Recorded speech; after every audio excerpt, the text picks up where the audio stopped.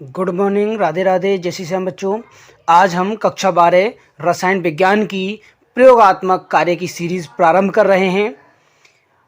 इससे पहले बच्चों आपको जानना आवश्यक होगा कि प्रयोगात्मक कार्य में आंतरिक मूल्यांकन के 15 अंक जबकि बाह्य मूल्यांकन के भी 15 अंक दिए जाते हैं।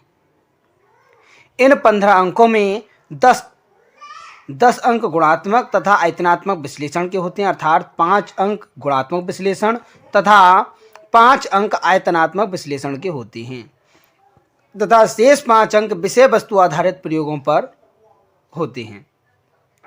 जबकि कुछ एग्जामिनर 5 नंबर गुणात्मक विश्लेषण के तथा 5 नंबर आयतनात्मक विश्लेषण के देते हैं, जबकि 5 शेष वाले मौखिकी प्रश्नोत्तर के आधार पर वितरित करते हैं। इस वीडियो में हम गुणात्मक विश्लेषण के बारे में परिचर्चा करेंगे। गुणात्मक विश्लेषण में 2 प्रकार के मूलक आते हैं, एक क्षारीय मूलक और दूसरा अम्लीय मूलक। पहला क्षारीय मूलक तथा दूसरा अम्लीय मूलक। क्षारीय तथा अम्लीय मूलक की अगर हम बात करें तो क्षारीय मूलकों को 7 वर्गों में बांटा गया है। शून्य समूह, प्रथम समूह, द्वितीय समूह, तृतीय समूह, चतुर्थ समूह, पंचम समूह तथा षष्ठ समूह। शून्य समूह में अमोनियम मूलक आता है। प्रथम समूह में Ag+2 आयन, Pb+2 आयन तथा Hg+2 आयन, सिल्वर आयन, लेड आयन तथा मर्क्यूरिक आयन। जबकि द्वितीय समूह में Pb+2 आयन, Cu+2 आयन, तृतीय समूह में Fe+3 आयन तथा Al+3 आयन आता है। चतुर्थ समूह में कोबाल्ट+2 ion, Mn+2 ion, Zn+2, Ni+2 तथा पंचम समूह में Ba+2, Sr+2 तथा Ca+2 आयन आते हैं। जबकि षष्ठ समूह में Mg+2 आयन आते हैं। बच्चों इसके बाद आगे बात करते हैं हम अम्लीय मूलक की। इसमें भी अगर हम देखें तो इसे 3 भागों में बांटा गया है अम्लीय मूलकों को। पहला है तनु HCl या H2SO4 द्वारा परीक्षण किए जाने वाले मूलक। इसके अंतर्गत कार्बोनेट मूलक, सल्फर, CH3COO- अर्थात acetate ion, NO2-, SO3- 2 ion. जबकि सांद्र H2SO4 द्वारा परीक्षण किए जाने वाले मूलकों में Cl-, Br-, iodine-, NO3-, C2O4- 2 ion आते हैं। विशेष परीक्षण की बात करें तो इसमें SO4- 2 आवेश, PO4- 3 आवेश आते हैं। बाह्य मूल्यांकन उत्तर पुस्तिकाओं में एग्जामिनर द्वारा दिए गए प्रयोगों में एक अम्लीय तथा एक क्षारीय मूलकों का परीक्षण करना होता है। तो बच्चों आज हम रसायन विज्ञान का प्रयोग नंबर 1 लिखने जा रहे हैं, इसलिए वीडियो को स्किप ना करें और अंत तक बने रहें। प्रयोग नंबर 1 पहला प्रयोग है जिसका उद्देश्य है दिए गए आकार बने लवण में एक अम्लीय और एक क्षारीय मूलक ज्ञात कीजिए तथा रासायनिक सूत्र भी लिखिए। पहली हेडिंग उद्देश्य, दूसरी हेडिंग लिखेंगे इसमें परीक्षण। एक तरफ क्रम संख्या, प्रयोग, परीक्षण तथा निष्कर्ष। क्रम संख्या में नंबर 1 पहला प्रयोग में लिखना है हमें लवण का मिश्रण तनु HCl या तनु H2SO4 विलयन के साथ मिलाने पर। परीक्षण में लिखेंगे इसके बाद बुदबुदाहट के साथ CO2 गैस निकलती है जिससे कार्बोनेट आयन संभव हो जाता है।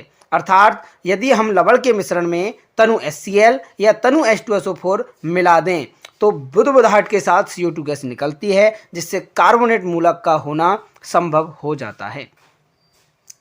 इसके बाद बात करें, इसी का दूसरा चरण है उत्पन्न गैस को, जो गैस CO2 गैस निकल रही है उसे चूने के पानी में प्रवाहित किया जाए तो चूने का पानी दूधिया हो जाता है जिससे कार्बोनेट मूलक निश्चित हो जाता है।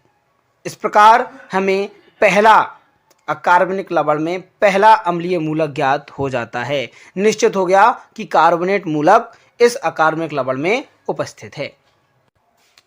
इसके बाद नंबर 2 में पहला स्टेप, लगभग 1 ग्राम लवण में, जो अकार्बनिक लवण हमें दे रखा है उसके 1 ग्राम में तनु NaOH विलयन डालकर गर्म करते हैं जिससे अमोनिया गैस की गंध आती है, जिससे अमोनियम मूलक संभव हो जाता है। स्टेप नंबर 2, परखनली में लगभग 1 ग्राम पदार्थ में तनु NaOH विलयन डालकर गर्म करते हैं और परखनली के मुंह पर सांद्र HCl से भीगी छड़ लगा देते हैं, जिससे अमोनियम क्लोराइड NH4Cl का सफ़ेद धुआं बनता है, जिससे निश्चित हो जाता है कि दिए गए कार्बनिक लवण में अमोनियम मूलक है।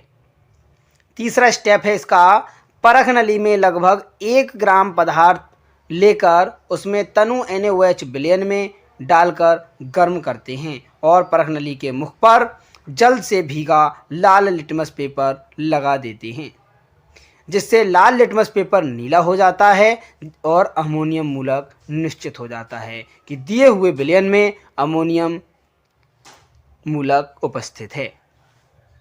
इसका चतुर्थ चरण है 0.1 ग्राम पदार्थ को जल में घोलकर छान लेते हैं तथा विलयन में थोड़ा तनु NaOH विलयन में थोड़ा तनु नेस्लर